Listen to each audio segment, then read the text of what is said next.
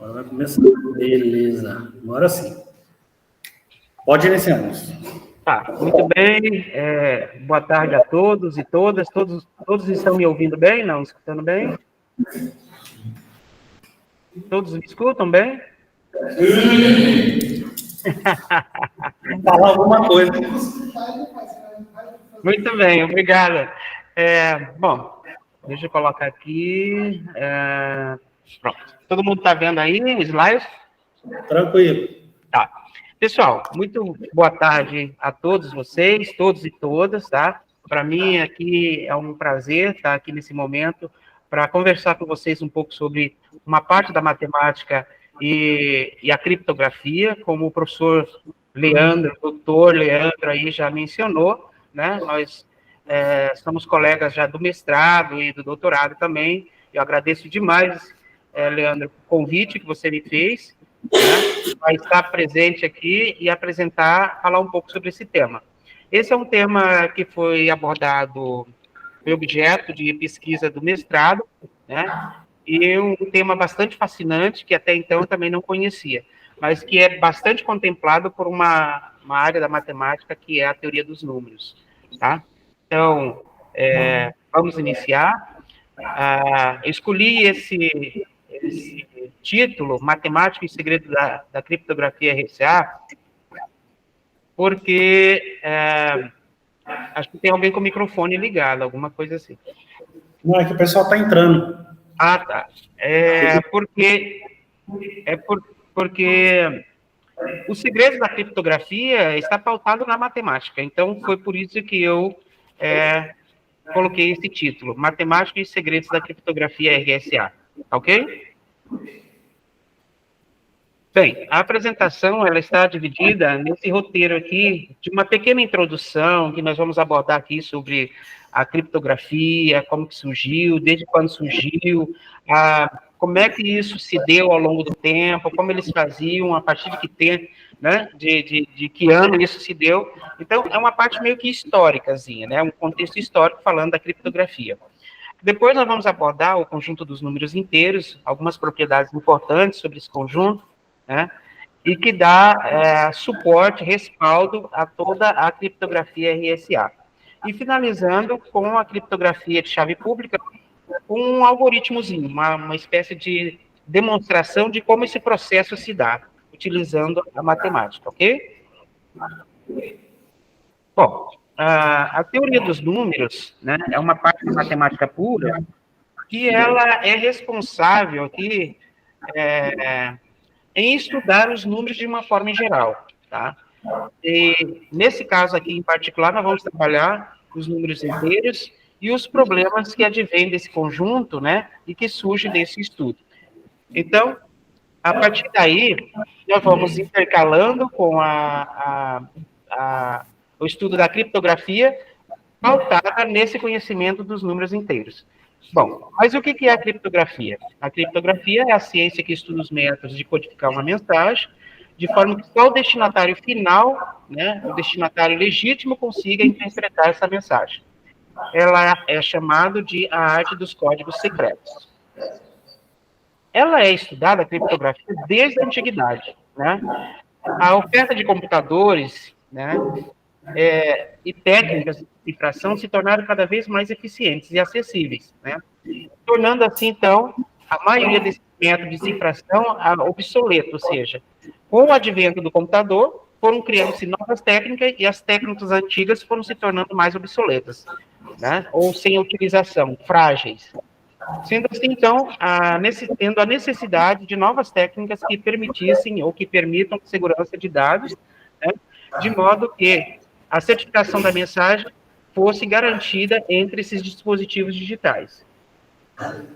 Bom, milhares de anos, né, líderes militares, né, dinastias, várias dinastias daquela época de reis, né, buscavam formas eficientes da comunicação para comandar os exércitos, para governar os seus reinos, e assim sucessivamente.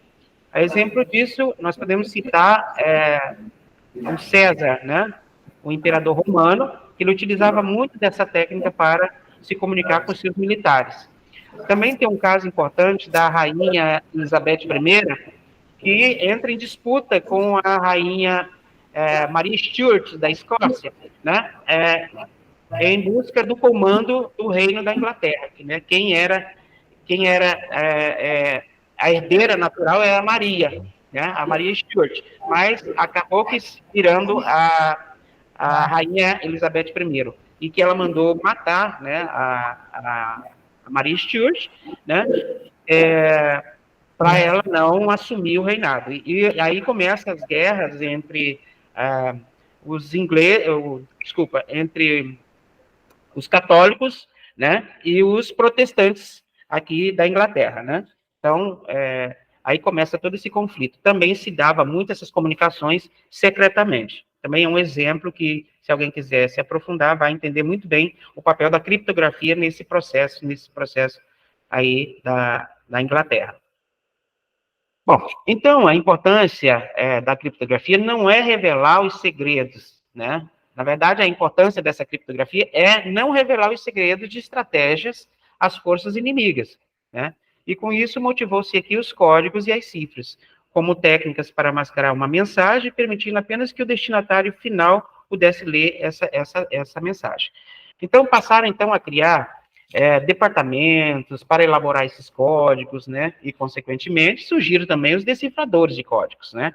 Criando aqui uma corrida totalmente armamentista intelectual. Enquanto que um grupo criava um novo código, o outro grupo trabalhava, né, na mesma intensidade para decifrar esses códigos. E assim foi essa corrida até hoje. Até hoje nós temos os hackers e os crackers, né?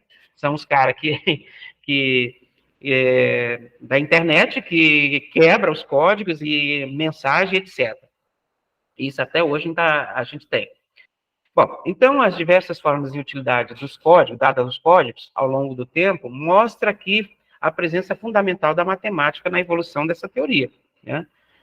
Assim, os códigos foram decisivos nos resultados de batalhas, né? E à medida que a informação se tornava cada vez mais valiosa, né, o processo de codificação de mensagem tem e teria e teve um papel fundamental cada vez maior na sociedade, certo? Então, eu vi que o professor Leandro me mandou o livro do Sing, uma foto que tem um aluno que está lendo. E essa é uma citação na íntegra do livro do Sing.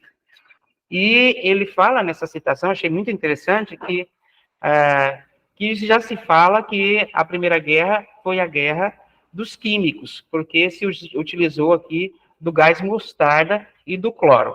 E que a Segunda Guerra foi denominada sendo a guerra dos físicos, porque foi utilizada aqui a bomba atômica, que todo mundo sabe um pouco dessa história, de 1945, com a bomba atômica que foi estourada em Hiroshima e Nagasaki.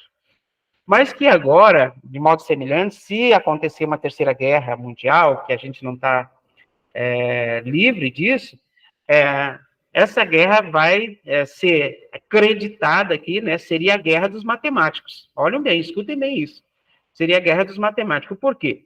Porque somente os matemáticos eles terão controle sobre a próxima grande arma de guerra. E a grande arma de guerra hoje é a informação.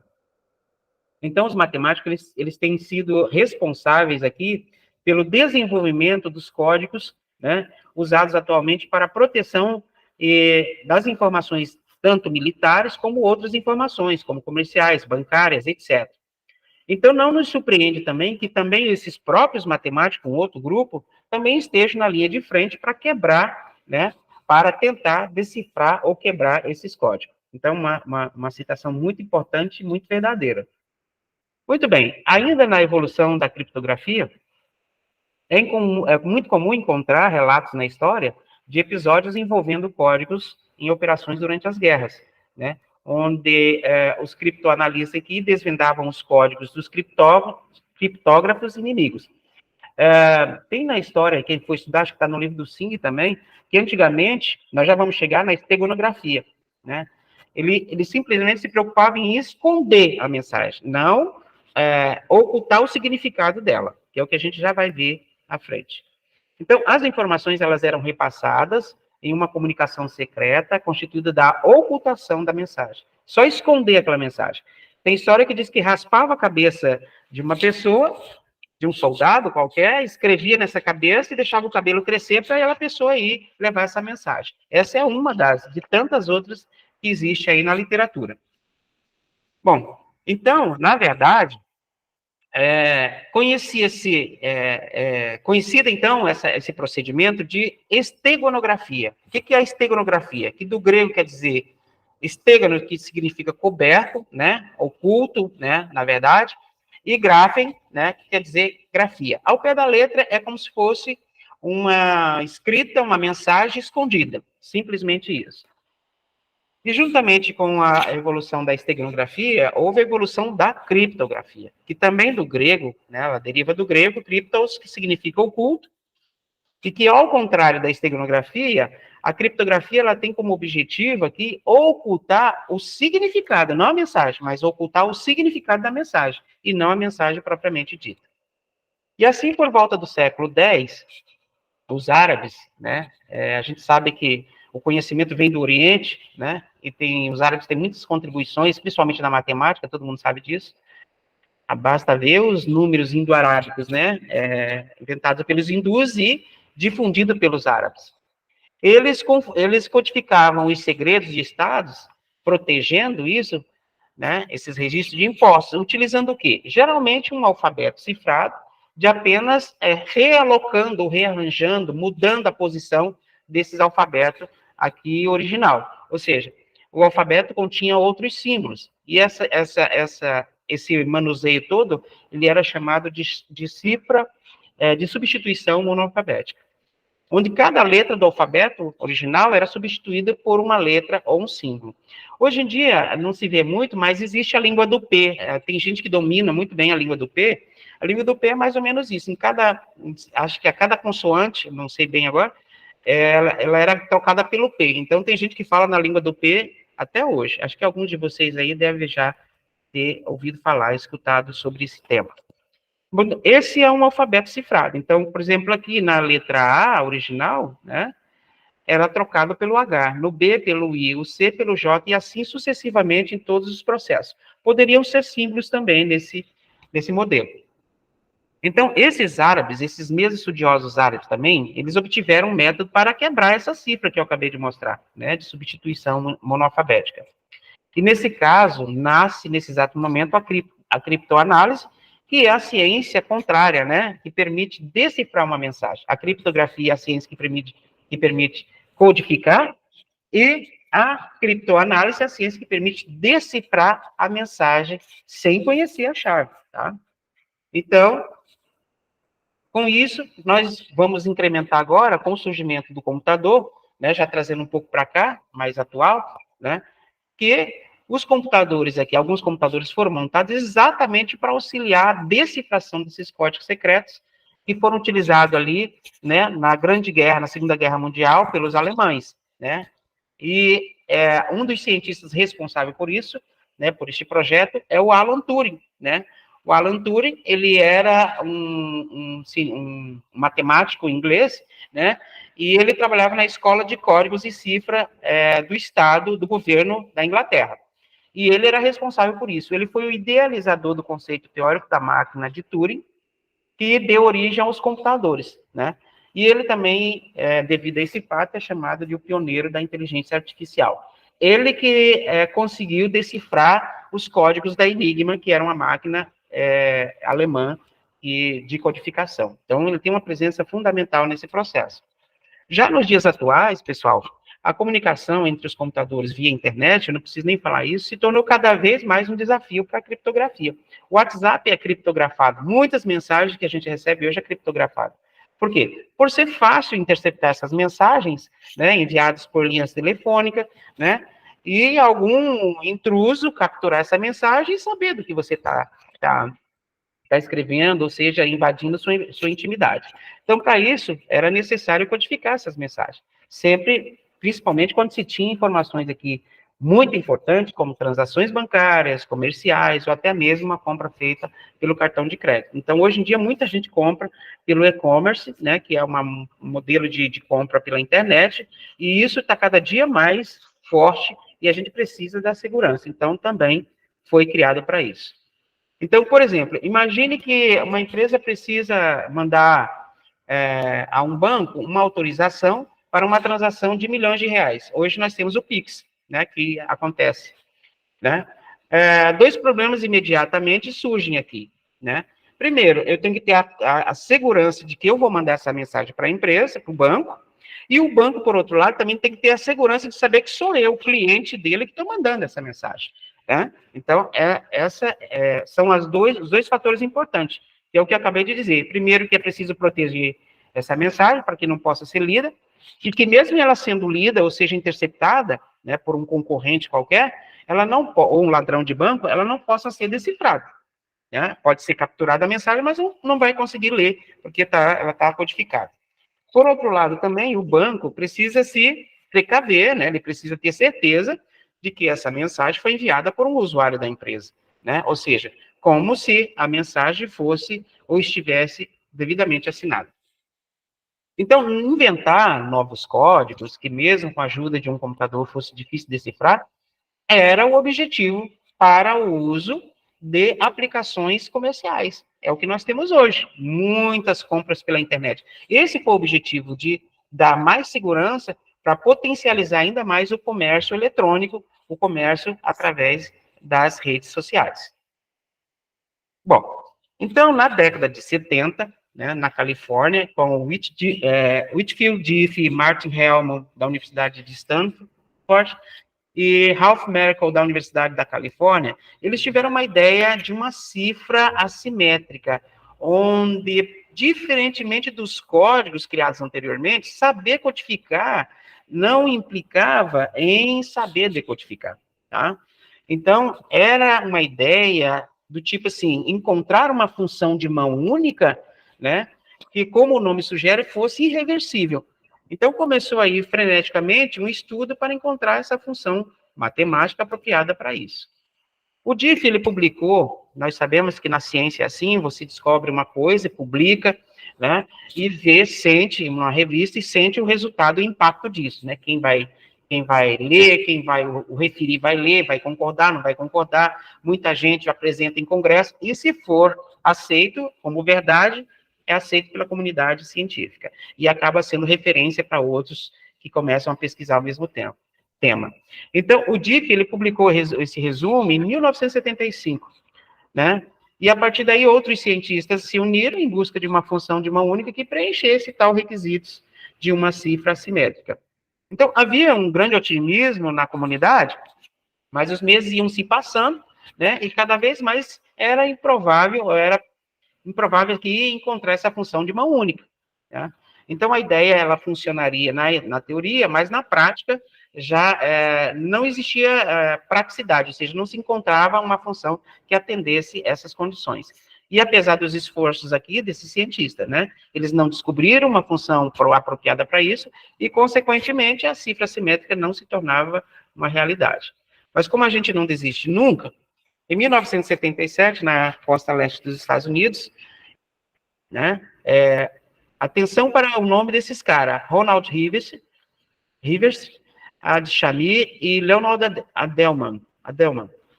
Esses caras encontraram uma função que exatamente preencheu aquilo que o Diffie publicou e que estava buscando, né? De colocar em prática a ideia do trio californiano, né? Então, surge assim, no Massachusetts Institute of Technology, que é o MIT, né? A criptografia RSA, né? E é em homenagem a esses três caras, esses californianos aqui, o Rivers, o Shami e o Adelman, né? Então, por isso que, ó, Rivers RSA, é em homenagem a esses caras, né? No meu trabalho de doutorado, só aproveitando, também tem lá uma solução que é chamada Naval, o professor Leandro sabe aí. Naval é de Nilson, Ariane, Virgínia, Lucas, Antônio Lucas e Alan. Então, a gente coloca o nome, é muito comum. Então, gente, até hoje o RSA é o mais conhecido dos métodos de criptografia de chave pública, né? E esse nome é dado a esse trio aqui, né, da costa leste dos Estados Unidos, a esse cientista, né? Então, onde são usadas né, chaves distintas, diferentes, e uma delas é disponibilizada publicamente, né, num servidor, que a gente vai saber, tipo um Google, um WhatsApp, sei lá, esses servidores grandes aí, né, e em vez de, uma vez que a chave utilizada para cifrar não seria a mesma, né, não era capaz de decifrar essa mensagem. Então, esse é o contexto históricozinho da evolução de como que isso aconteceu até agora.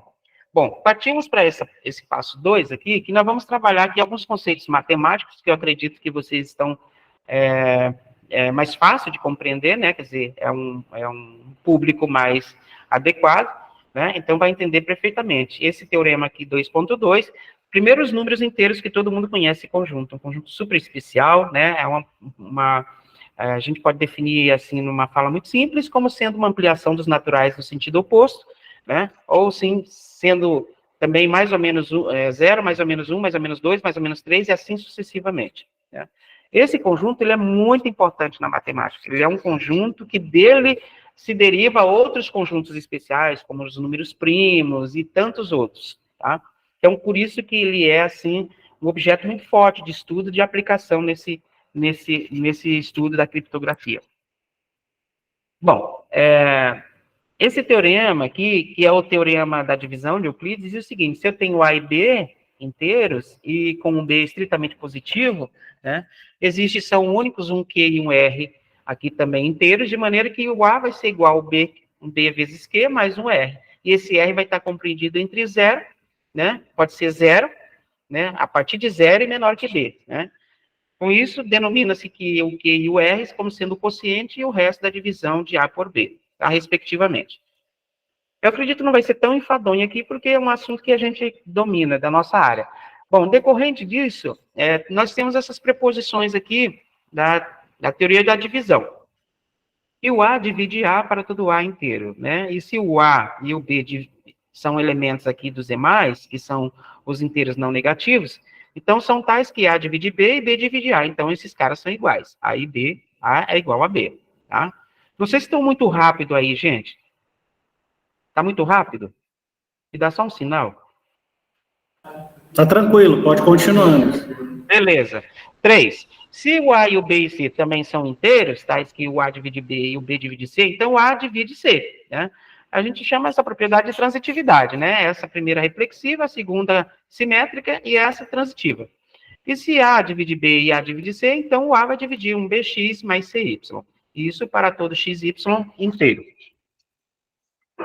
Bom, daí nós temos a proposição 2.4, que ela diz o seguinte: quaisquer que sejam o A e o B inteiro, números inteiros, existe, essa proposição fala do máximo denominador comum. Vai existir um D entre esses dois caras, né? Vai existir um D também inteiro, que é o maior divisor comum entre esses dois inteiros A e B. Com isso, nós temos essa primeira definição aqui de um conjunto especial dos inteiros, que também dá sustentação muito forte à criptografia RSA, que é a definição de primo, né? A definição de primo, que seja P aqui é um primo, é um número inteiro, ele é chamado de primo se obedecer essas três condições. Se ele for diferente do zero e se ele for diferente do mais ou menos 1. E que os únicos divisores desse cara, desse P, é o P, o 1, o P e o menos P. Ou seja, os únicos divisores de P é o 1 menos 1, P e menos P. Daí nós temos essa consequência, que é esse corolário 2.1, que diz que se P divide o produto de A1, A2 até a N, então o P vai dividir um desses caras, um desses AI, tá? Para algum I aqui, né? Sendo um número natural, né? Que pode assumir valores de 1 até N, tá? Daí nós temos o teorema 2.3, um teorema muito forte na aritmética na teoria dos números, propriamente dito, que é o teorema fundamental da aritmética. E o que diz esse teorema? Né? Dado um número inteiro A maior que 1, existe R números inteiros primos estritamente positivos, né? P1 até PR, de maneira que esse A é igual ao produto de P1, P2, P3, até um PR qualquer, e esse R sendo um número aqui maior ou igual a 1. Além disso, também, se eu tiver um A, que também é igual ao produto de Q1, Q2 a QS, onde esses QJs aqui são primos estritamente também positivos, então ele garante que o R é igual a S, né? E cada PI é igual a 1 QJ. Na verdade, eles vão ser iguais. O que vai acontecer aqui é a manipulação de ordem, né? Mas que eles vão ser, tem que ser igual, né? Que o PI vai ser igual a um dos QJs, independente da posição em que eles estejam. Espero estar sendo claro. Corolário 2.2, que é uma consequência desse teorema aqui, né? Ele diz o seguinte: seja A um número inteiro, não nulo, né? Então, positivo, né? E não pode ser igual a zero, diferente de mais ou menos 1, né?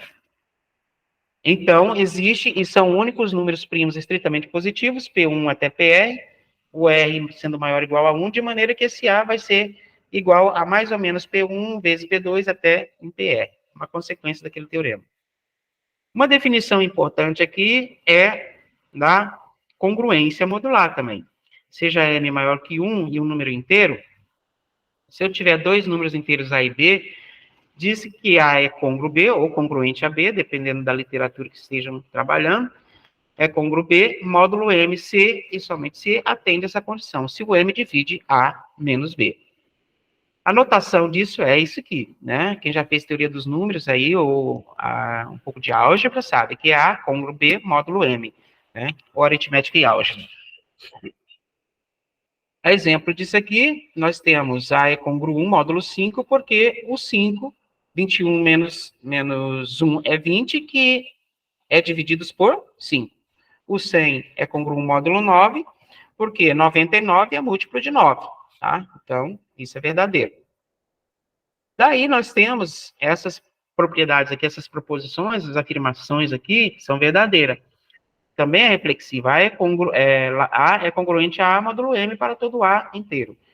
O A é congruo B módulo M, implica que, então, né, símbolo lógico, que B é congruo A módulo M. O A é congruo B módulo M e o B é congruo C módulo M, então o A é congruo C módulo M. Transitividade aqui.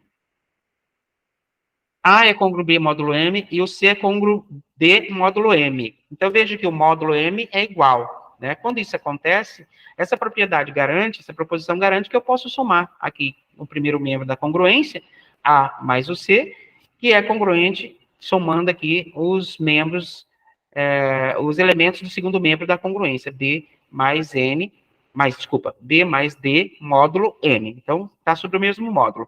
Da mesma forma com a multiplicação.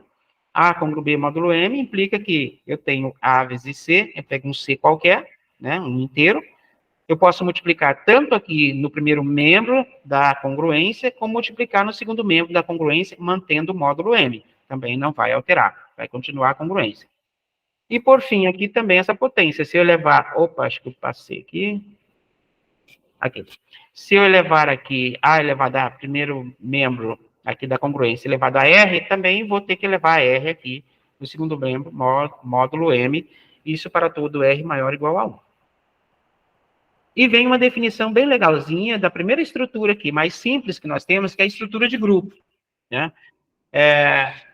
Nós dizemos que G é um conjunto qualquer, um conjunto de elementos, que não é vazio, né? Tem caras lá dentro, carinhas lá dentro desse conjunto, e nós chamamos, esse G forma um grupo, se ali em G está definida uma operação binária entre dois elementos, né, indicada por estrela aqui, genericamente. E que atende essas três condições, né? Primeiro, que é o fechamento, que se eu pegar dois carinhas lá dentro, o A e o B, lá de G, manipular entre eles na operação, vai ter que cair lá dentro. Então, tem que estar lá em G o resultado. A segunda é que se eu tiver se eu pegar três carinhas lá de G, né, vamos chamar de Gzinho aqui, o A, o B e o C, que são elementos do Gzão, né, que estão lá dentro, né, então ele garante a primeira lei, que é a lei da associatividade. Então, eu posso trabalhar essa propriedade. E me permite isso. E também se existe o elemento neutro aqui, o elemento E de neutro, né, de modo que se eu operar qualquer elemento Azinho lá do Gzão com o E, vai resultar no próprio A, porque ele é um elemento neutro, como é também igual a E, operado com A, que resulta no próprio A, tá? Aqui já constitui um grupo, simplesmente um grupo, aqui, tá? Agora, nós temos a quarta propriedade. Desculpa, estava voltando essa propriedade aqui. Nós temos a quarta propriedade, que é a do elemento simétrico, inverso, né? Aqui no caso a gente está usando o inverso, porque nós vamos utilizar mais à frente, mas é o oposto, o simétrico, né? De modo que quando eu opero, esse elemento com seu oposto ou com seu inverso resulta no neutro, né? Olha que legal. Então, eu represento com A elevado a menos 1. Lá elevado a menos 1 é o inverso. Esse inverso aditivo, por exemplo, é o elemento neutro, é o elemento oposto. Tipo, qual é o inverso de 3? É o menos 3, que é o oposto dele. E na adição, se eu pegar o 3 com menos 3, vai dar o 0, né? Na adição, vai dar o 0, e o 0 é o elemento neutro na adição. Então, tá o quê? A operado com seu simétrico aqui, né, com o inverso, vamos chamar de inverso aqui, é só uma notação isso aqui, né, gente? Não é um só. O inverso, ou simétrico, é igual a E, que é igual ao próprio inverso operado com o A. Então, aqui, com essas quatro propriedades, já constitui um grupo, uma estrutura algébrica mais simples, que é um conjunto, e ali é definida uma operação nesse conjunto, né, em que eu manipulo dois elementos, uma relação, principalmente uma relação binária entre esses elementos, tá certo?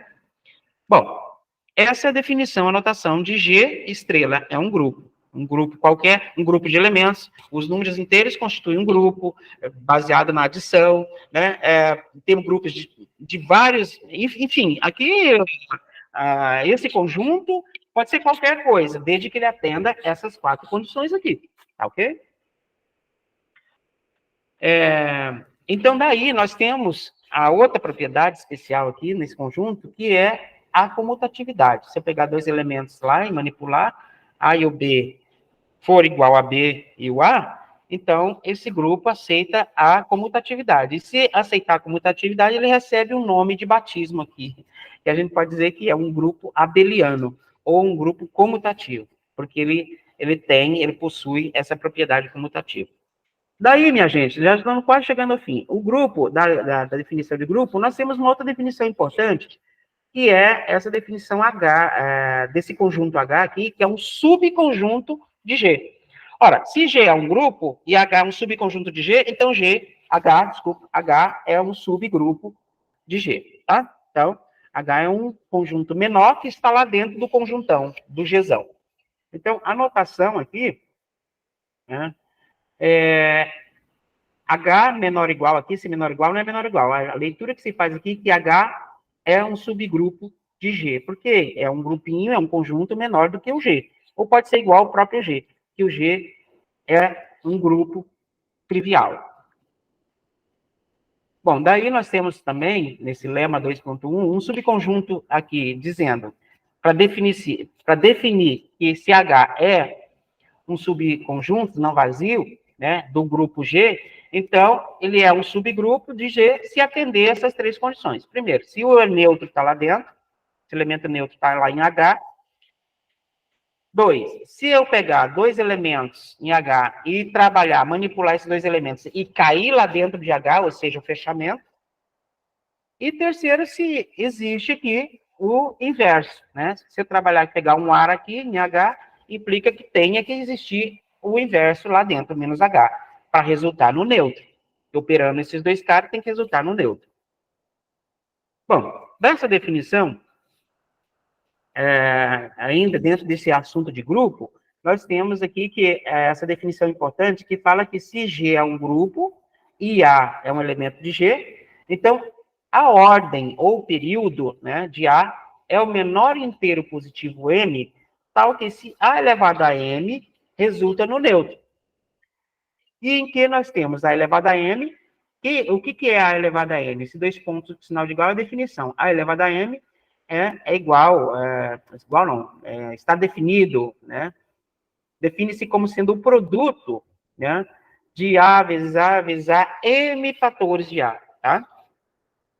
E daí nós temos esse teorema, aqui 2.4, que diz que se G é um grupo finito, né, e H é um subgrupo de G, então a ordem de H divide a ordem de G, tá?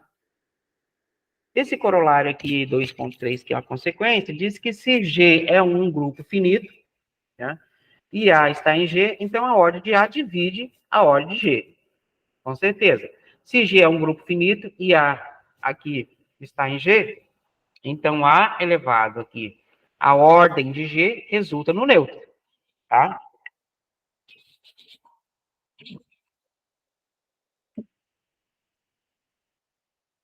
Bom, esse outro corolário aqui, né, mais uma consequência disso tudo, do teorema que a gente viu agora há pouco, ele diz que se N é um inteiro positivo, e A e N são primos entre si, ou seja, o único divisor entre A e N é o 1. Então, A elevado a φ de N é congruo 1 módulo N. Essa função φ de N, ela é chamada, essa função φ é chamada função de Euler, né? E é uma função definida aqui dos inteiros, então sai dos inteiros aqui positivos, né, que a gente chama, na verdade, não negativos, né, Z+, e chega em Z+, tá? E essa função está definida da seguinte forma: φ de 1 é 1. Agora, para um N, desculpa, para um N maior que 1, φ de N é igual ao número de inteiros positivos menores que N e que são relativamente primos com N. Para quem não entendeu, vai ver nesse exemplo aqui. O φ de 8, por exemplo, são 4. É o número de elementos, são 4. Por quê? E são os números menores que 8, que são primos com 8. O 1, o 3, o 5 e o 7. São os únicos caras que são primos com 8. Que o único divisor deles, entre eles, é 1. Né? Entre o 8 e o 1, o único divisor é 1.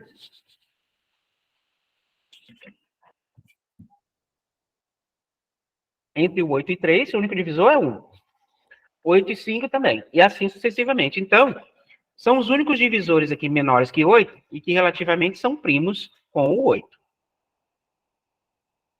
Esse outro corolário 2.6, ele vem afirmar que se P é um número primo e A é um inteiro qualquer, então A elevado a P congruo A é A elevado a P congruo A módulo P. Isso é verdadeiro. Bom, acabamos a base aqui de números inteiros que dá sustentação à criptografia. Agora vamos tentar implementar isso, ou levar a vocês a ideia de como que isso ocorre, né? Que é o sistema de criptografia aqui de chave pública.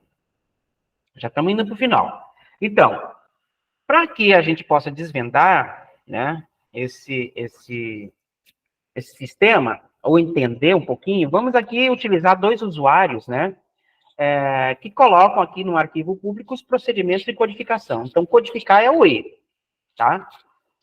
Então, esse processo de codificar a mensagem é E. Então, o que é esse arquivo público? É um diretório em que é armazenado ali o procedimento de codificação de cada usuário. Então, o usuário, por sua vez, mantém em segredo os detalhes do correspondente procedimento de decodificação. Então, duas chaves. E, que é o processo de codificar, que está lá no arquivo público, e o D, né, é o procedimento de decodificação que está comigo, é a minha chave privada. Tá? Então, daqui nós temos duas propriedades aqui, algumas propriedades. A saber que a primeira diz o seguinte: aplicando o procedimento de codificação, né, em uma mensagem M, após efetuar o procedimento de decodificação, fica isso aqui, 3.1, essa é a equação. Então, D de EM resulta na M. Então, D é o processo de decodificar, E, que é o processo de codificar. EM. EM é o processo da mensagem codificada. Então, D de EM é decodificando a mensagem que resulta na mensagem. 3.1. A 3.2 é o processo de recuperar a mensagem.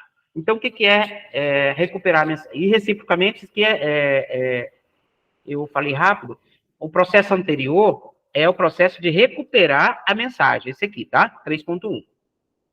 Que veio para cá. E, reciprocamente, ou seja, codificar essa mensagem é E de DM, tá? Que é igual a própria mensagem, que é a 3.2. Então, o que a gente pode observar? Que essas duas funções, a E e a D, são fáceis de calcular. Só que revelar publicamente E não põe em risco, né, a definição de D, porque D é a chave privada que está comigo. O E está no arquivo público. Então, tanto a relação 3.1 como a 3.2, né, ela tem papéis fundamentais aqui. A 3.1, ela cuida do processo de preservar a privacidade da mensagem. Enquanto que a relação 3.2, ela é essencial para dar segurança da assinatura, para saber que aquela mensagem veio daquele usuário tal, que é verdadeiro, né? Então, E e D, elas são funções bijetoras, né? Aí que satisfaz aqui 3.1 e a 3.2, né? Então, você pode ver que uma é inversa da outra, né? Para isso acontecer, só pode admitir se as funções forem bijetoras. E só sendo bijetora para admitir a inversa. Então, a função E, ela deve ter características de maneira que a inversa D seja difícil de ser obtida.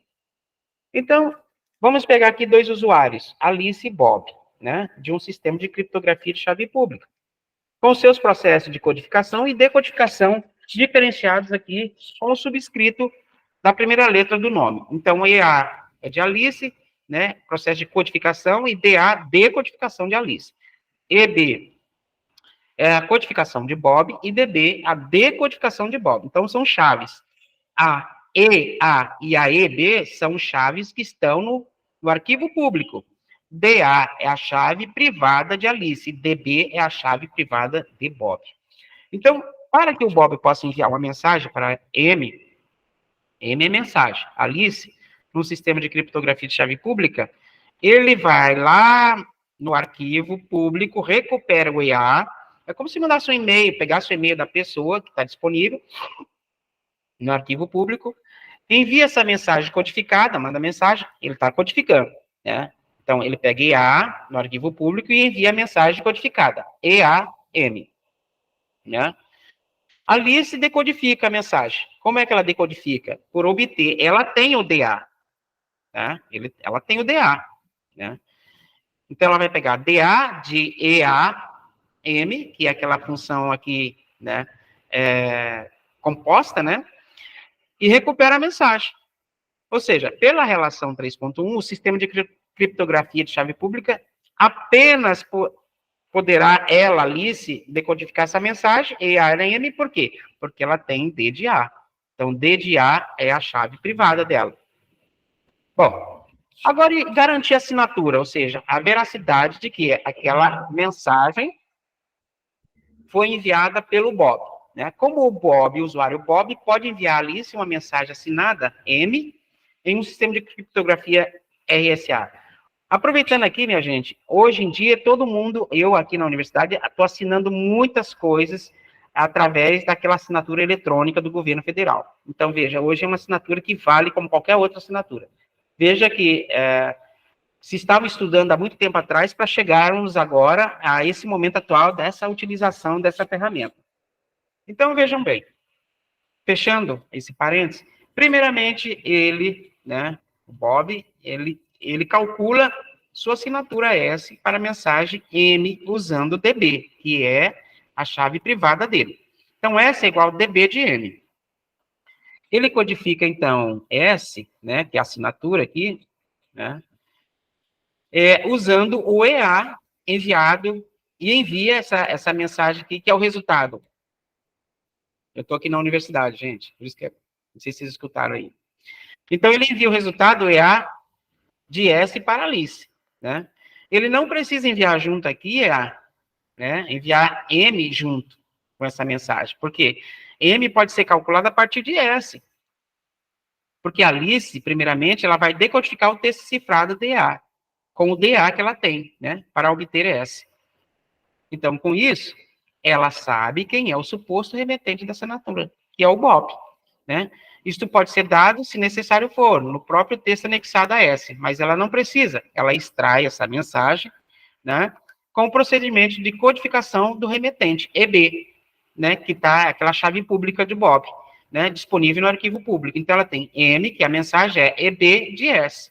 Ora, se M é EB de S, e é EB a chave pública, ela agora possui um par, mensagem, né, e assinatura, né? E com esse procedimento, ou com as propriedades similares aqui, a de um documento assinado de um papel, né, qualquer. Então, Bob não pode negar ter enviado esta mensagem a Alice, uma vez que ninguém mais poderia ter criado S, porque S depende de DB, e DB é a chave privada de Bob. Só ele que tem essa chave, DB de M. Então, ele codifica essa mensagem, DB de M. Então, Alice pode convencer até mesmo um juiz de que EB de S é igual a M, e prova que Bob foi o elemento, o cara que assinou aquele documento. Muito bem.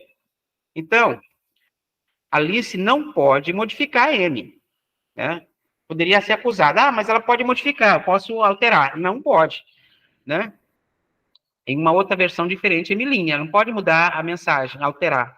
Uma vez que, para isso, ela teria que criar também a assinatura correspondente, uma S', que é igual a DB de M', pois DB é uma função injetora, então não tem retorno, não tem volta, não admite aqui inversa. Portanto, Alice recebeu uma mensagem assinada de Bob, que ela pode provar que ter sido ele que enviou a mensagem. E ainda garantir que ela não a modificou. Tá? Bom, com isso, vamos ainda dando procedimento, e já quase finalizando, os procedimentos, como é que a gente vai codificar essa mensagem? E provar, utilizando aquele suporte dos números inteiros que nós vimos. Então, seja E aqui e N, dois inteiros quaisquer, né? Então, vamos codificar uma mensagem, a mensagem é M aqui, utilizando essa chave pública. A chave pública é EN. Muito bem. Para isso, nós vamos representar a mensagem M como um inteiro que vai de 0 a N-1. No caso da mensagem for longa, nós vamos decompor essa mensagem numa série de blocos, né? E representar esses blocos como um inteiro, um número inteiro.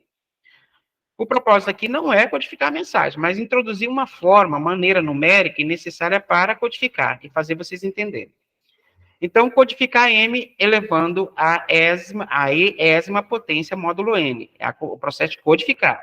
E o texto cifrado C é o resto dessa divisão de M, da mensagem M, elevada a E por N. E para decodificar a mensagem C, nós vamos elevar, né, esse C aqui a uma outra potência D módulo N. Tá complicado? Não, vocês já vão ver. Bom, os algoritmos aqui de codificação e decodificação, vocês já sabem, que é o E e o D. Então, são, portanto, que a mensagem C é a mensagem cifrada.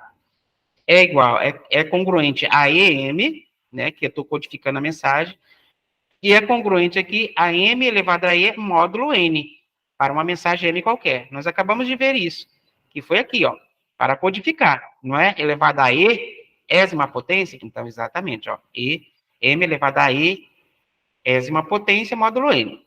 A decomposição aqui, a decodificação, na verdade, decodificação é DC, que é congruente a C elevado a D, módulo N. Isso para um texto já cifrado. O que a gente vai observar? Que a codificação não aumenta o tamanho da mensagem, né?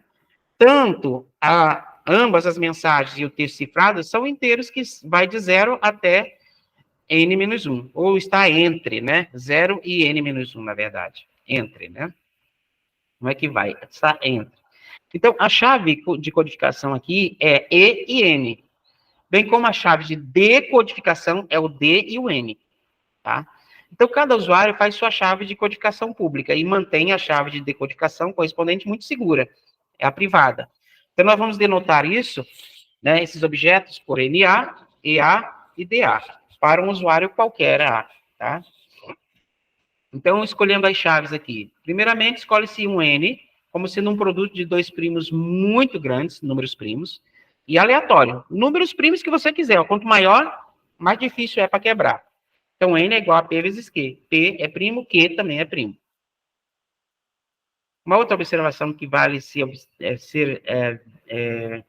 olhada aqui com atenção é que, apesar de tornar N público, né, os fatores P e Q, eles ficarão efetivamente ocultos de qualquer pessoa devido à dificuldade de fatorar isso, quebrar esse N, né? Não tem como. Quanto maior for, mais seguro é. Essa escolha ela vai influenciar na segurança da escolha de E a partir de D. né? Então, para isso, escolhe-se D como sendo um inteiro muito grande e que seja relativamente primos, né, com o produto P-1 e Q-1. Isso quer dizer que D satisfaz a esse MDC aqui. Se eles são primos entre si, então, o máximo divisor comum entre P-1 e Q-1, o produto aqui, e D é o próprio 1, que eles são primos entre si. Então, o inteiro E é calculado a partir de P, né? O Q e D como sendo inversos multiplicativos de D, módulo P-1 e Q-1. Logo, ED congruo 1, módulo P-1, produto de P-1, Q-1.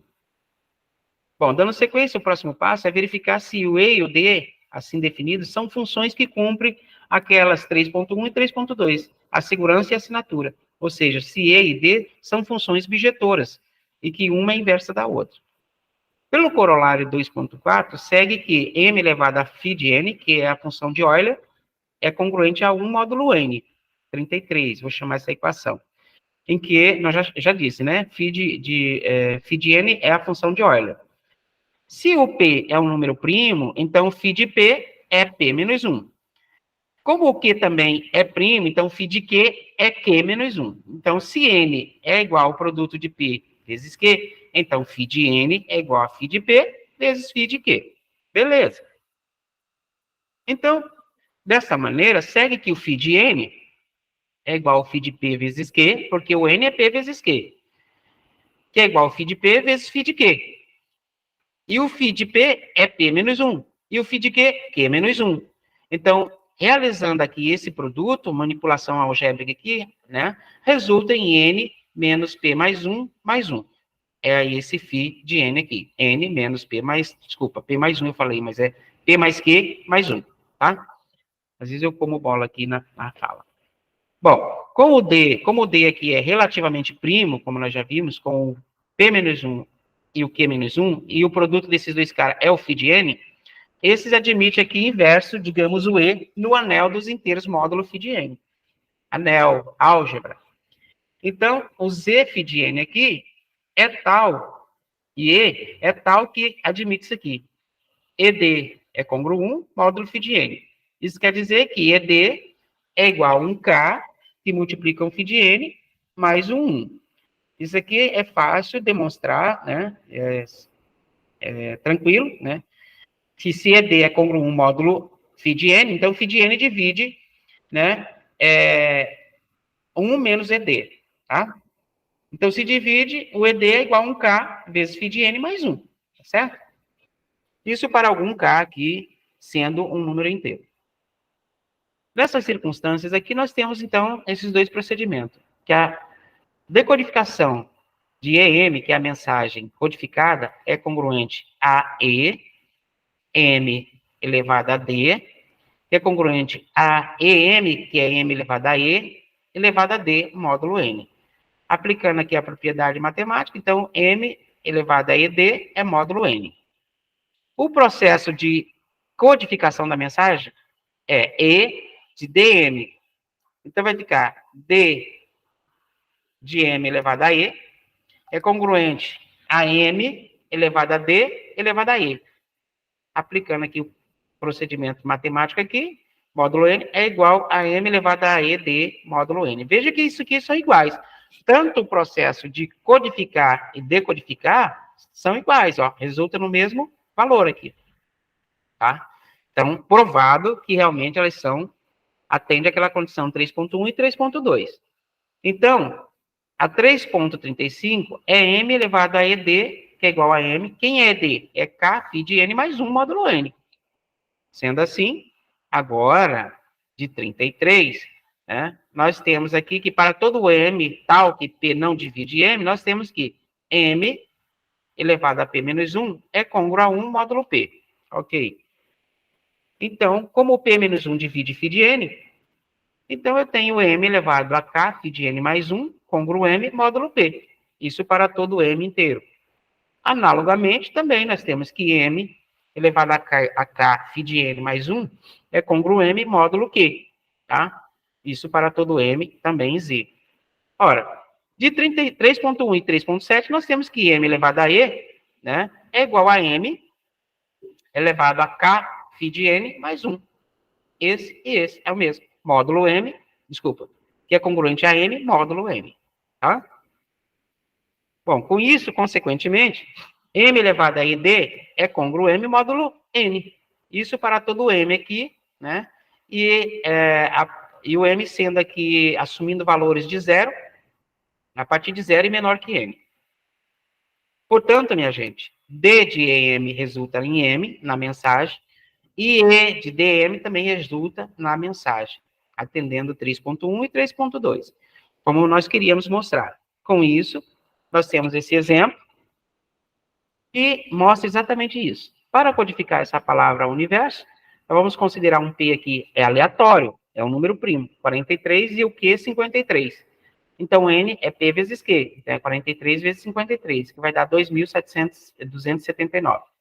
E seja que o φ de N é o φ de N. O N não é P vezes Q, né? Então, o φ de 2.279 é o φ de 43 vezes o φ de 53, tá?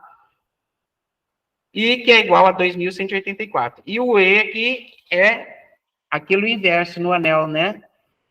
Que é 5, né? E o D, 437, que também são primos entre si. Então, realiza-se uma pré-codificação, e para isso nós devemos associar cada letra a um número. Por exemplo, a letra A é 01, a B 02, a C 03 e assim sucessivamente, né? Até o último do alfabeto. Então, esses números vão formar aqui blocos, né? Um valor numérico, e cada bloco aqui ele tem que ser menor que 2.279. Quem é 2.279? É o φ de N. Tá? Então, quando eu configurei a palavra universo, o U vai ser 21, o N vai ser 14, o I vai ser 09, o V 22, o E 05, o R 18, o S 19 e o 0 15. Então, eu vou ter que dividir, esse bloco deu um blocão aqui, aí eu fui dividir em blocos aqui menores que esse valor aqui que eu tenho, que é o 2.279, tá? Veja que cada bloco é menor, ok? Bom, com isso, nós vamos utilizar aqui o processo de codificação. Então, eu vou pegar o quê? Primeiro bloco, 1.114 elevado à quinta potência, que é o E, né? É congruo 1.499 módulo 2.279. Esses aqui são os restos, né? Então, todos os procedimentos utilizados aqui, nós vamos ter aqui, ó, esse bloco, esse novo bloco formado. 1.499, 2.094, 1.752 e 0.748. Essa é a nova mensagem cifrada, que quando eu transcrevo para as letras aqui, substituo, 14 é o número N,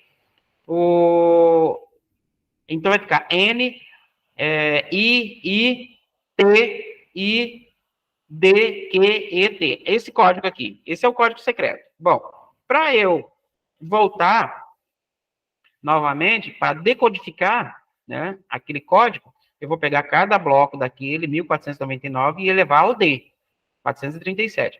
Resulta novamente em 2.114, 922, 518 e 1.915. O que vai gerar aqui, numericamente, a palavra universo, né? Então, veja, voltando rapidamente, aqui eu usei o processo de codificar. Resultou nisso aqui, né? Nesse palavrão aqui, que eu não sei dizer, tá? Usando o processo inverso, né? Eu vou decodificar esse código aqui. Então, para decodificar esse código, eu usei, né, aqueles valores ali, o código 1.499 elevado a D, resultou em 2.000, congruo a 2.114, módulo 2.279. 2.094 elevado a 437, congruo 922, módulo 2.279. Isso aqui se faz com uma calculadora ou naquele programinha de matemática, esqueci o nome agora, tá? Então, resulta que na palavra, resgatando novamente a palavra universo.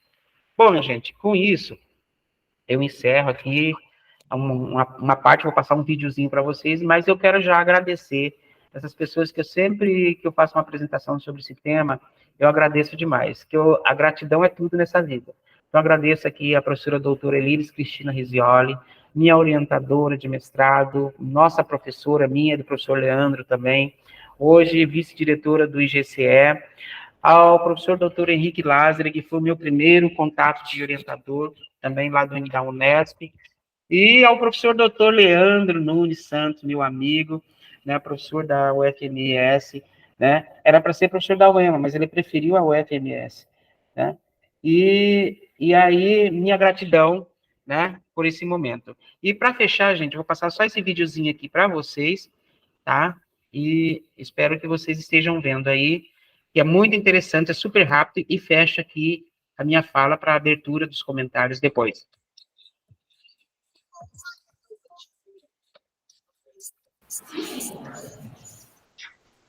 Aumenta o volume aí, Nilson, do seu... Ou precisa, né? Vê aí. Calma lá, deixa eu ver. O som não tá vindo. Aumenta o volume aí. Veja se melhorou. Vamos ver. Dá um play aí. Alô? Sim, é ele mesmo. Opa, tudo bem com você? Melhorou? Você, Lúcio? Melhorou? Melhorou. Pode deixar assim que tá... Agora dá para ouvir.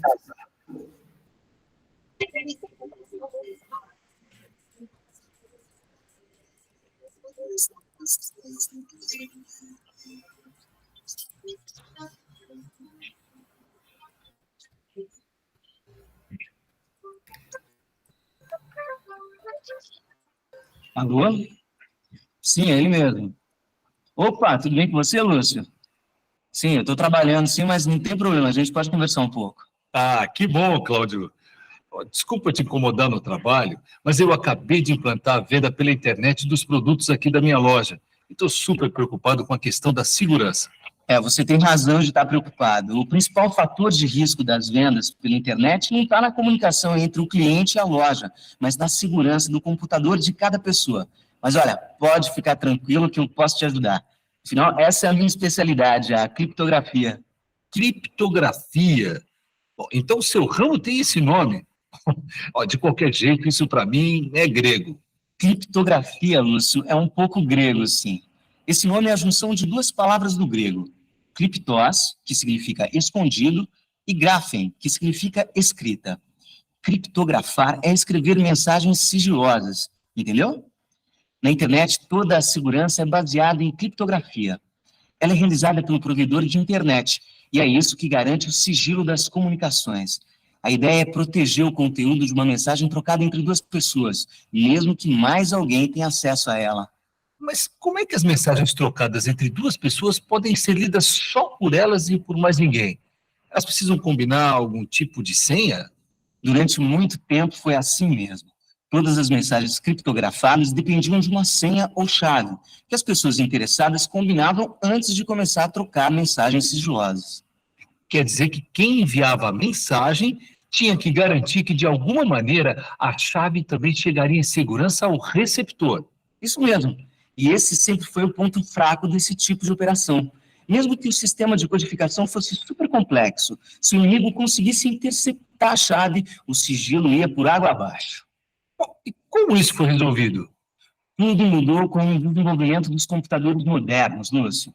Quando as primeiras redes de computadores remotos surgiram, a criptografia foi fundamental. Naquela altura, os usuários eram geralmente os militares ou grandes empresas. Portanto, o sigilo era muito importante. As redes poderiam propiciar grande agilidade para as comunicações, mas as chaves continuavam sendo um grande limitador. Elas eram distribuídas pessoalmente em complicadas operações de logística. Puxa, realmente devia ser bem complicado, né? Imagina só, se toda vez que eu quisesse ler um e-mail, tivesse que me aparecer aqui uma pessoa para me entregar uma senha. Coisa de louco, né? Pois é, mas você nunca precisou receber uma senha das mãos de ninguém para ler um e-mail. Isso porque, depois de muito trabalho, alguns pesquisadores chegaram à conclusão de que existia um jeito de enviar uma mensagem sem enviar a chave. Eles pensaram numa situação em que uma pessoa manda uma carta para outra pelo correio comum. Por exemplo, Ana e Beto. A Ana queria mandar uma carta para o Beto, mas sabia que no trajeto da carta alguém poderia abrir e ler a mensagem. Então ela resolveu colocar a carta em uma caixinha trancada com um cadeado e ficou com a chave. Quando o Beto recebeu a caixa, ele não tinha como abrir. Então ele colocou um outro cadeado nessa caixa e mandou de volta para a Ana. Daí ela retirou o cadeado dela e enviou a caixa de volta para o Beto. Ele então só precisou usar a chave dele mesmo para abrir a caixa e ler a mensagem.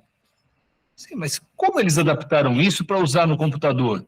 O esquema da troca de cadeados é uma ilustração de um sistema simétrico de chave pública, no qual é necessária a interação entre as duas partes da conversa. A partir dessa ideia, os estudiosos da criptografia criaram o que nós chamamos de chave assimétrica. É como se a Ana distribuísse milhares de cadeados iguais pelas agências de correio do mundo todo, mas só ela tivesse a chave para abrir esses cadeados. Aí o Beto vai até uma agência, pede o cadeado da Ana e tranca a carta que ele quer mandar com o cadeado. Mas ele não pode mais abrir o cadeado, só a Ana pode fazer isso. Nossa, que interessante! Mas como foi que eles aplicaram isso na informática? Usando a matemática. A linguagem do computador é toda baseada em números, Lúcio. Sim, isso eu sei. Linguagem binária, né? Tudo é transformado em sequências de números 0 e 1, conhecidas como dígitos binários, ou bits. Foi um longo caminho até que os matemáticos conseguiram adaptar estas ideias e utilizar funções matemáticas de forma confiável. Mas assim eles conseguiram desenvolver a criptografia de chave pública que hoje a gente usa toda hora.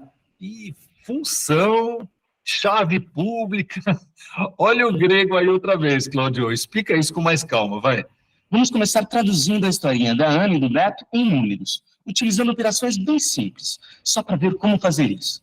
A mensagem que a Ana quer mandar para o Beto é o número 1753. Então, ela escolhe um cadeado qualquer, que pode ser o número 53, por exemplo. Ela multiplica o número da mensagem pelo número do cadeado e envia o resultado para o Beto. Como o Beto não sabe que chave a Ana usou, ele escolhe outro número qualquer como cadeado e multiplica a mensagem que ele recebeu por esse número. Em seguida, ele manda o resultado de volta para a Ana. A Ana divide o número que ela recebeu pelo número do cadeado dela e manda para o Beto de novo. O Beto, então, só precisa dividir esse número pela chave dele. Assim, ele fica sabendo que a mensagem original que a Ana enviou era o número 1753. Mas será que essa criptografia dos e-mails é assim tão segura? Será que ninguém pode conseguir decifrar a mensagem? O nível de segurança depende da força da cifra usada. No caso do exemplo que a gente acabou de ver, o nível de segurança é muito baixo. Um espião que conseguisse interceptar as mensagens criptografadas não ia ter dificuldade para decodificá-las. Era só ele resolver um simples sistema de equação. Olha só. Ele sabe que o número enviado para o Beto é o número da mensagem multiplicado pelo número do cadeado da Ana. Ele consegue interceptar a mensagem, mas não sabe o cadeado da Ana. Quando o Beto recebe o código, ele multiplica esse código pelo cadeado dele. E quando a Ana recebe de volta o código do Beto, de número 2.880.179, ela divide esse número pelo cadeado dela. Então, o espião pode determinar uma equação para o cadeado da Ana e outra para o cadeado do Beto. E desse jeito, ele descobre exatamente qual é a mensagem trocada entre eles, mesmo sem saber quais são os cadeados de cada um.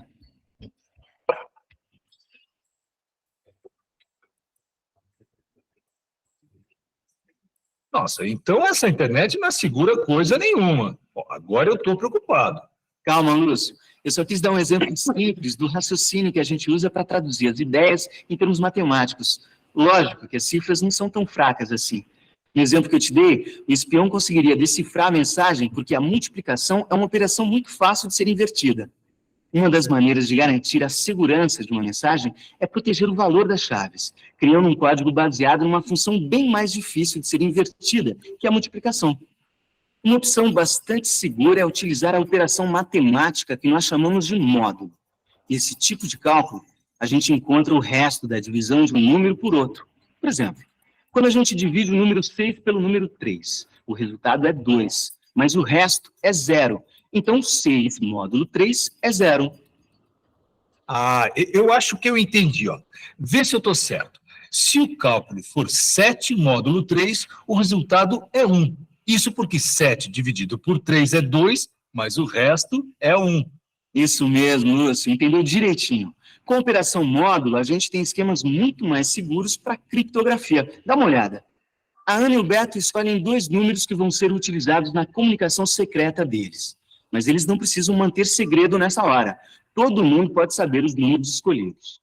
A Ana escolhe o número P, que tem que ser um número primo. E o Beto, então, escolhe um número qualquer, que seja menor que o número P.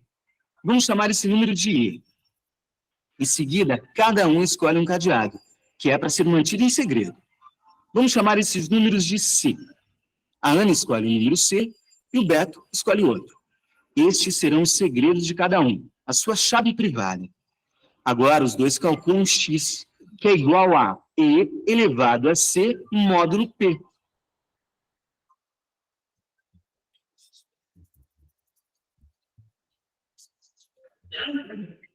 Depois, a Ana e o Beto trocam entre si os valores de X que eles encontraram. Com o valor recebido da outra parte, a Ana e o Beto podem agora calcular o valor de S.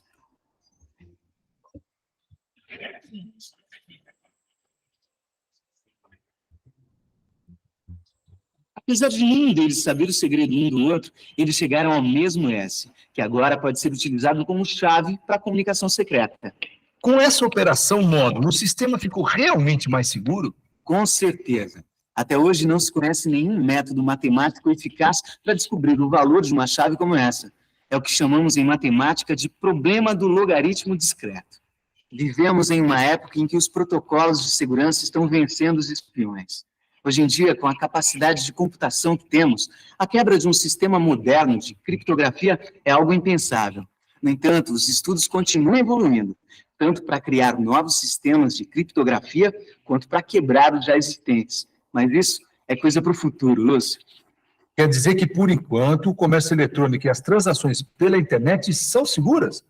Sim, os bons sistemas de criptografia são muito confiáveis. Na verdade, o risco maior de espionagem que existe atualmente não está na rede, e sim nos computadores pessoais, em vírus que o próprio usuário instala ou autoriza a instalação. Ah, que bom. Agora eu estou mais tranquilo para deslanchar com as minhas vendas pela internet. Eu garanto que você não vai ter problemas. Só é preciso ter cuidado com esses programas maliciosos. Por isso é sempre recomendável ter um bom antivírus atualizado. Tá certo, então. Obrigado pela ajuda, Cláudio. Agora eu tenho que desligar porque eu tenho muitos pedidos para enviar. Do jeito que está indo, com a internet, eu vou acabar triplicando as minhas vendas. Tchau.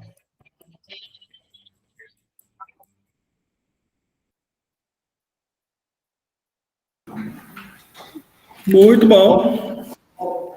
Tá me ouvindo? Estou ouvindo. Pronto, pessoal. Estão me ouvindo aí? Deixa eu parar aqui. Vamos abrir pergunta, ô Nilson. Isso.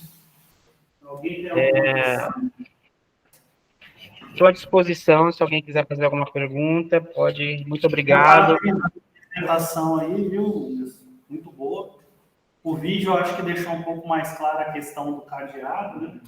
Mas, na hora ali da fala da parte matemática não fica tão claro como a ilustração, né? Acho que é por isso que você trouxe o vídeo. Mas a ferramenta matemática por trás, eu acho que mesmo para quem não conhece, depois, quando tiver um curso aí, o nosso curso de teoria dos números antigamente, agora não tem mais, né? A gente tratava só desse tema da parte de números primos, MDC, NC. Agora tá onde isso aí? Tá em aula? Tá em aula, né? Enfim, tem alguma questão aí? Querem perguntar alguma coisa? Pode falar, tá? Fala alto aí. Vamos ver se você escuta aí. Diga lá. Olá, Nilson. Diga aí. Pela exposição, muito boa. Obrigado. Eu acho que, apesar de serem muito seguras e tal, às vezes a galera fica com uma ideia de que tem algum matemático fazendo alguma conta, assim, olha, vamos decodificar essa mensagem, mas na verdade não é assim que funciona. É um cara tentando bolar um algoritmo que quebre o sistema de alguma forma, né? E como você disse, é muito difícil de acontecer. E isso é justamente por causa da capacidade de cálculo dos computadores atuais. Então você tem esse sistema de criptografia convencionais, assim, muito seguros justamente pela capacidade de cálculo dos computadores. Agora, fala um pouco para nós aí da sua perspectiva de como que a ameaça da computação quântica pode pôr em xeque aí essa questão do sistema de criptografia, ou seja, na ameaça de um computador muito mais potente, surge então a demanda de criar sistemas de criptografia muito mais potentes também para que possa ser seguro na existência desses outros tipos de computação. Ótimo. Obrigado pela pergunta. Vou refletir com você sobre isso. Primeiro, com o surgimento dos computadores quânticos, muitas coisas vão ser quebradas, com certeza. A velocidade vai ser maior e vai direto ao ponto, né? No entanto, ao mesmo tempo que ele facilita essa quebra das cifras, ele também vai oportunizar, né, uma cifra mais segura. Ele vai, assim que eu entendo, ele vai possibilitar a criação de uma cifra mais segura ainda pela sua capacidade que existe. Então, vai ser sempre essa corrida, né, dos criptógrafos e dos criptoanalistas, né? Então, essa corrida sempre vai existir. Então, os computadores quânticos, eles vão facilitar tanto para dar mais segurança à codificação, ou tornar ela mais segura, mas também, ao mesmo tempo, ele também vai proporcionar uma quebra muito mais rápida. Agora, o que está por trás de tudo isso, desse enigma todo, é o conjunto dos primos, que é um subconjunto dos inteiros. Esse conjunto é um conjunto muito especial. Eu participei agora de uma qualificação de mestrado, da Unesp mesmo, que fala dos números especiais, e os primos são um conjunto, assim, meio que enigmático, cara. Ele tem, assim, uns mistérios nesses números muito importantes. Então, por exemplo, os computadores vão trabalhar com números primos aí, elevados a não sei quantas, mais de 150 casas, assim, a potência. E para quebrar esses números, são muito grandes, vai demorar muito, os computadores vão trabalhar muito tempo para poder quebrar e achar aquele número N que a gente tanto quer, porque fica difícil para quebrar. Então, finalizando, eu acredito que com o surgimento dos computadores quânticos, muita coisa vai mudar, né, na nossa vida de forma geral, principalmente na segurança. Mas, ao mesmo tempo, também vai proporcionar se criar novos códigos, com mais segurança, vai dar mais sofisticação a novos códigos que podem surgir. Não sei se eu respondi sua pergunta. Vai ter que ter a criptografia quântica, né? Também. É interessante observar que, para quem gosta dessa história da computação, esse tipo de coisa, né, as coisas elas surgem em teoria muito antes do que efetivamente, né, o próprio computador, né, são exemplos disso. E aí é interessante tocar nesse assunto porque teorias de criptografia e de quebra de criptografia quântica existem a rodo. Isso que é interessante. Os modelos existem, mas a implementação é que ainda é dificultosa por várias razões. Né? Isso aí vai dar problema até no Bitcoin, né? Que é também um código aí que até o presente momento é muito seguro para transações. Você falou da função feed-order, né? Tem a função zeta de Riemann, que é uma função potências complexas, e linkando aí com essa questão de primos, a função zeta de Riemann é uma função onde, se você for a pessoa que decodificar a questão dos zeros não triviais dela, que são exatamente, ou não, né, os números primos, você tem uma bagatela aí de $1 milhão aí, para quem quiser fazer. Quem quiser arriscar. Não tem só esse. Não tem só esse, tem outros aí. Se alguém quiser ficar milionário, pode trabalhar. Com matemática é possível, né? E pode ser um dos ganhadores aí da medalha Fields, se tiver menos de 40 anos. Muitas vezes o matemático, alguém descobre e ele rejeita o prêmio, transforma tudo em bolsa de estudo e deixa o pessoal... Tem um cara que faz matemática só por fazer mesmo, né, Nilson? Pelo gosto. É verdade. O cara não quer melhorar, isso que é foda. Mas é um assunto importante, né? Quem falou com você foi o professor Thales. Inclusive, ele fez o mesmo concurso. A gente entrou no mesmo concurso, Nilson. Ah, o que estava falando comigo agora? Isso, ele é professor aqui também, tá? Ótimo, muito prazer, professor. Um abraço aí para você. Eu achei que era aquele aluno que estava lendo o livro do Sim, que ele está por dentro da um pouco da criptografia. O Raul tá lendo. Ele tá aí, na apresentação aí. Ah, o Aqui, Raul, professor. você que é o Raul. Tudo Cara, bem? muito bom aquele livro. Eu tenho certeza que você está gostando, porque é um livro sensacional. Você está gostando? Eu li esse livro há um par de anos atrás, né? A minha área é tecnologia, minha área é engenharia de software, né? Eu li esse livro aí, fiquei admirado, porque minha mãe também ela é pós-doutorada indígena, né? Aí quando eu comecei a ler e vi, eu falei, mãe, vem ver esse negócio que legal aqui também, né? Fala muito.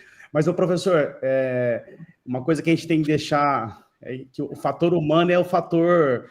A criptografia cai por terra, né? Eu participei de uns quantos projetos grandes, inclusive de uma companhia de telefonia grande, onde fazia a criptografia de dados de pessoas importantes, presidente da República, senador, pessoas, artistas, né? Essas pessoas, o call center não tem acesso aos telefones, então, são dados sigilosos para não vazar, né? E eu lembro que o cara estava me mostrando o CEO da companhia, né? Olha aqui o pessoal, como é que eles acessam tudo.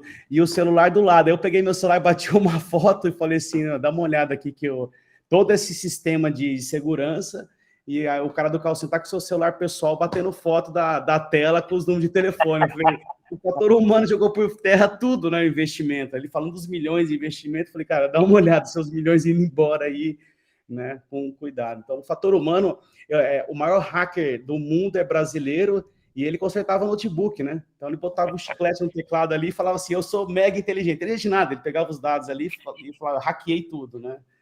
Então o fator humano, não adianta você ter uma criptografia melhor, né? Processar isso da melhor forma, mas se o fator humano não ajuda, né? Eu recentemente fui aí em Aquidauana e eu fui lá no postinho de saúde, todas as senhas do sistema lá de saúde, lá, aquele que a gente tem as vacinas, tava colado na lousa, assim, até tirei uma foto, falei, nossa, eu fico louco quando vejo isso. Todas as senhas para entrar estavam ali, né? Falei, que adianta, né? A criptografia, se a senha tá no mural, para todo mundo vendo, né, do sistema. O fator humano não sei se o professor conhece, tem um aluno da Unicamp, fizeram um desafio lá na Unicamp, né? Se quebrava a criptografia da internet para derrubar a internet, né? E ele usou essa frase aí que o professor falou, levaria 100 anos para um processador calcular isso, né? E aí saiu no jornal, né? O menino fez em 15 segundos, né? Então a gente tem a gente tem os parâmetros. Eu faço parte de um time da XP e do Banco BTG, e tem uns meninos lá que são homologados no governo, né? Eles invadem os bancos, pegam evidência e colocam no governo, né? Assim, são coisas de segundos, né, para fazer isso, né? Obrigado, gente, pela intervenção. Vou parar a gravação aqui. Rapidinho.